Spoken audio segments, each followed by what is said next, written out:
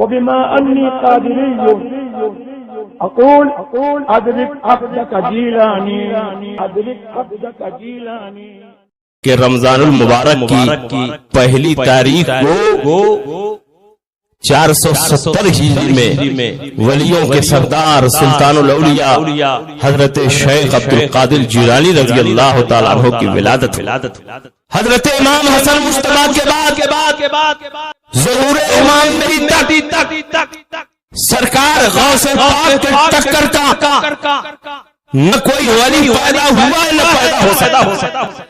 یہ میں نہیں کہتا، اعلیٰ حضرت امام احمد رضا فاضل بریلوی نے فتاوی رضویہ میں تحریر فرمایا ہے کہ حضرت امام حسن مصطفیٰ کے بعد ظہور امام مہدی تک غوث الاغواث کی گدی پر کوئی اور نہیں بیٹھے گا بلکہ سرکار غوث پاک رضی اللہ تعالیٰ عنہ بیٹھیں گے۔ آپ کی عظمت شان کا عالم یہ ہے کہ آپ کی کرامتوں اور آپ کے حالات پر جتنی کتابیں لکھی گئی کسی ولی غوث اور قطب کی شان میں اتنی کتابیں نہیں لکھی، اور آپ پر کتابیں لکھنے والے صرف حنفی نہیں ہے، صرف شافعی نہیں ہے، صرف مالکی نہیں ہے، صرف حنبلی نہیں ہے، بلکہ چاروں مذہب کے اماموں اور علماء نے آپ کی شان میں کتابیں لکھی ہیں، اور اتنی کثرت سے کتابیں لکھی گئی کہ آج تک کسی ولی غوث اور قطب پر اتنی کتابیں نہیں لکھی۔ سرکار غوث پاک کے دستے مبارک سے جو کرامتیں ظاہر ہوئی، کسی ولی غوث اور قطب سے اتنی کرامتیں بھی تواتر کے ساتھ ثابت نہیں۔ سرکار غوث پاک کی عظمت کا یہ عالم کہ آپ خود تحدیث نعمت کے طور پر ارشاد فرماتے ہیں ان بؤبؤ عینی فی اللوح المحفوظ، میری آنکھوں کی پوتی لوح محفوظ میں ہے، جو ڈائریکٹ لوح محفوظ کو دیکھ رہا ہو، بتاؤ کائنات عالم کا کون ذرہ ہے جو اس کے نگاہوں سے پوشیدہ ہو سکتا ہے؟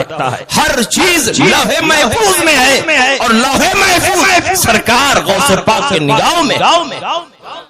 سرکار غوث پاک فرماتے ہیں یدی علی مریدی کالسماء علی الارض، میرا ہاتھ میرے مریدین پر ایسے ہی سایہ فگن ہے جیسے آسمان زمین پر سایہ فگن۔ بتاؤ دنیا کا کون حصہ ہے جس پر آسمان نہیں ہے؟ دنیا میں کہیں بھی کسی بھی سلسلے کا مرید ہو، لیکن سرکار غوث پاک کا فیضان اس پر جاری و ساری ہے۔ سرکار غوث پاک کا سلسلہ قادریہ ہر سلسلے کو اپنا فیضان پہنچا رہا ہے، چاہے دنیا کا کوئی بھی سلسلہ۔ آپ ارشاد فرما رہے ہیں کہ اگر میرا مرید مغرب میں ہو میں مشرق میں رہوں اور اس کا ستر کھل جائے تو میں یہیں سے بیٹھے بیٹھے اس کی ستر پوشی کر سکتا۔ سرکار غوث پاک فرماتے ہیں ان الانس لہم شیوخ ان الجن لہم شیوخ ان الملائکۃ لہم شیوخ وانا شیخ الکل، انسانوں کے بھی پیر ہیں، جنات کے بھی پیر ہیں، فرشتوں کے بھی پیر ہیں، لیکن میں صرف انسانوں کا پیر نہیں ہوں، میں صرف فرشتوں کا پیر نہیں ہوں، میں صرف جناتوں کا پیر نہیں ہوں، وانا شیخ الکل، میں سب کا پیر ہوں۔ اس لیے ہر پیر صرف پیر ہے، سرکار غوث پاک پیر۔ یہ شان و عظمت سرکار غوث پاک کو حاصل۔ سرکار غوث پاک رضی اللہ تعالیٰ عنہ کی عظمت پر اتنی کتابیں لکھی گئیں، اور آپ کی کرامتیں جس تواتر کے ساتھ منقول ہیں، کس ولی غوث اور قطب کی اتنی کرامتیں تواتر کے ساتھ منقول نہیں۔ سرکار غوث پاک پیدا نہیں ہوئے، بڑے بڑے ولیوں اور اماموں نے آپ کے پیدا ہونے کی بشارت دی۔ آپ بہجت الاسرار اٹھا کر دیکھی، ملا علی قاری کی کتاب مرقات شرح مشکات اٹھا کر دیکھی۔ ملا علی قاری نے مرقات شرح مشکات کے شروع میں چاروں اماموں کے حالات کو تفصیل سے بیان کیا، اور اسی میں امام احمد ابن حنبل کے حالات کو بھی بیان فرمایا۔ امام احمد ابن حنبل کی وفات 240 ہجری میں ہوئی۔ امام احمد ابن حنبل کی وفات 240 ہجری میں ہوئی، اور 230 سال کے بعد آپ کی قبر مبارک کھل گئی۔ دریائے دجلہ کے تھپیڑوں نے آپ کی قبر کے تختے ہٹا دیے، قبر کی مٹی بہہ گئی، 240वें साल 230 साल के बाद कब्र खुली यानी 470 हिजरी में आपकी कब्र मुबारक खुली। और जब कब्र खुली है तो लाखों लाख मुसलमानों ने अपने माथे की निगाहों से देखा कि 230 साल के बाद इमाम अहमद इब्न हंबल अपनी कब्र में ऐसे ही महफूज है गोया अभी अभी आपको कब्र में उठाया गया है और आपके जिस्म मुबारक से खुशबू फूट रही है। जिस्म तो जिस्म है, आपके जिस्म पर जो कफन मुबारक डाला गया था वो भी सही और सालिम है।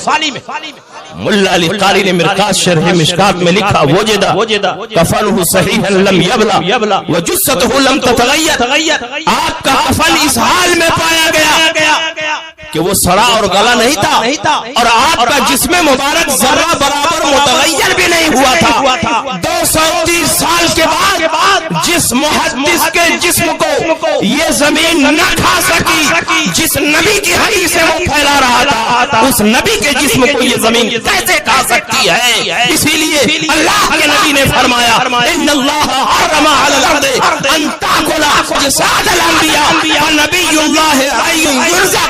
अल्लाह ने जमीन पर हराम कर दिया है कि वो नबियों के जिस्मों को खाए।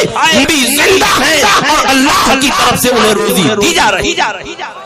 हजरत अली बिन हैती रज़ी अल्लाह तआला अन्हु फरमाते हैं, ये सरकार गौसे पाक के मुरीद भी हैं, खलीफा भी हैं।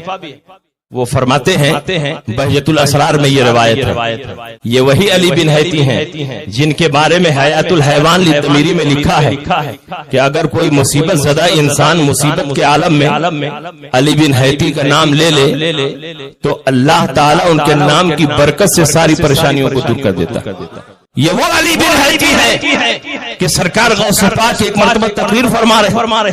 अली बिन हैती सामने बैठकर तकरीर सुन रहे। अचानक उनकी आंख लग गई, नसीबा बेदार हुआ। सरकार दो आलम उनके ख्वाब में तशरीफ लाए, सरकार की ज़ियारत से मुशर्रफ होने लगे और इधर सरकार से पाक अपनी कुर्सी खिताबत से नीचे आए, अपने मुरीद और खलीफा के सामने हाथ बांधकर अस्सलातु वस्सलामु अलैका या रसूल अल्लाह, अस्सलातु वस्सलामु अलैका या नबी अल्लाह, अस्सलातु वस्सलामु अलैका या हबीब अल्लाह पढ़ते रहे। जब अली बिन हैती की आंख खुली, देखा मेरे पीर मुर्शिद खड़े हैं और उनके इमाम में सारा मजमा खड़ा है, तो बड़ी शर्मिंदगी महसूस की। माजरत से हुए इरशाद फरमाया हुजूर मुझे पता न चला आप मेरे सामने खड़े हैं। मामला ये था कि मेरी आंख लग गई, नसीबा बेदार हुआ। मदीना का माह तमाम मेरे निगाहों में जलवागर हो चुका था।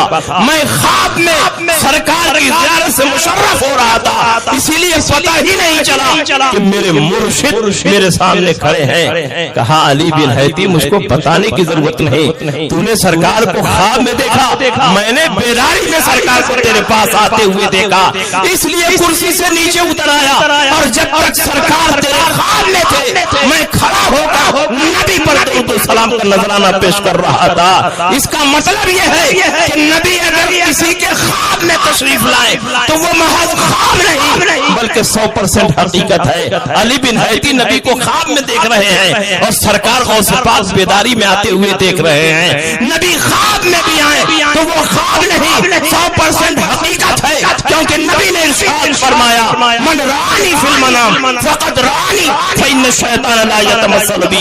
जिसने मुझको ख्वाब में देखा उसने हकीकतन मुझे को देखा। शैतान को भी ये पावर और इख्तियार नहीं कि नबी की शक्ल सूरत इख्तियार कर। ये वो फरमाते बगदाद के उन 4 औलिया किराम में उनका शुमार है जो अल्लाह के हुक्म से मुर्दे जिंदा कर देते। वो फरमाते हैं कि सरकार गौसे पाक ने मुझसे फरमाया कि चलो ज़ियारत क़ुबूर को चलते। पीर और मुरीद दोनों चले। सरकार गौसे पाक ने मुख्तलिफ कब्रों पर हाजिरी दी और सबसे अखीर में इमाम अहमद इब्न हंबल की कब्र पर हाजिर। सरकार गौसे पाक ने हंबल मजहब कबूल किया था, इसलिए नहीं कि वो तकलीद के मोहताज थे, वो तो गौल अगवास की गर्दी पर फाइज थे, वो मुज्तहिद मुतलक थे, वो किताब सुन्नत से डायरेक्ट महल निकालते थे। लेकिन इमाम अहमद इब्न हंबल ने फरमाया शहजादे मेरा मजहब कमजोर हो रहा, तुम्हारे मानने वाले लाखों हैं, अगर तुम हंबली मजहब को कबूल कर लो تو تمہارے تمام ماننے والے حنبلی مذہب کو قبول کر لیں گے، اور اس طرح قیامت تک یہ چاروں مذہب جاری رہے گا۔ جس کو جس مذہب پر عمل کرنے کی آسانی ہو وہ عمل کر سکتا ہے۔ تم اگر قبول کر لو گے تو مذہب حنبلی مرنے سے بچ جائے گا۔ سرکار غوث پاک نے مذہب حنبلی کو فروغ دینے کے لیے اور قیامت تک زندہ رکھنے کے لیے امام احمد ابن حنبل کی تقلید قبول فرمائی۔ جب امام احمد ابن حنبل کی قبر پر گئے، دیر تک فاتحہ پڑھی، مراقبے میں گردن جھکائی، تو علی بن حیتی کا بیان ہے فخرج من قبرہ وضم الشیخ عبد القادر الى صدرہ والبسہ خلاتن۔ اچانک میں نے دیکھا امام احمد ابن حنبل کی قبر مبارک شق ہو گئی۔ امام احمد ابن حنبل اس جسم حقیقی اور جسد عنصری کے ساتھ باہر آ گئے۔ سرکار کو اسے پاس سینے سے لگا لیا اور اپنا جبہ عطا فرمایا اور غیب کی خبر دیتے ہوئے ان کی عظمت شان کو بیان فرمایا۔ یا عبد القادر انی افتقر الیک فی علم شریعت والطریقت والحال۔ اے عبد القادر میں دیکھ رہا ہوں کہ پروردگار عالم علم و عرفان کی اس بلندی پر تجھے فائز کرے گا کہ میرے جیسا امام تیرے علم کا محتاج ہوگا۔